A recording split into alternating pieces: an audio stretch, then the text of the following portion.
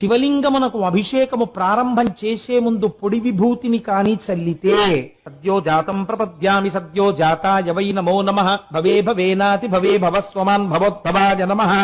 ఓం వామదేవాయ నమో జ్యేష్ఠాయ నమః శ్రేష్ఠాయ నమః కాలాయ నమః అని పంచబ్రహ్మ మంత్రాలు చదువుతుంటారు. వాటితో శివలింగం మీద పొడి విభూతి వేస్తే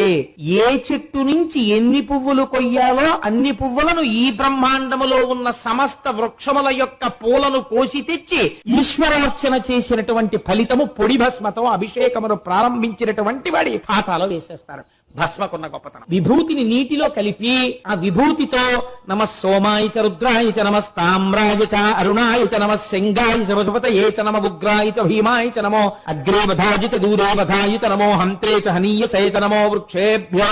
అంటూ అభిషేకం చేస్తే తెల్లటి విభూతిదార శివలింగం మించి కింద పడగానే ఈయన పాపములన్నీ హరి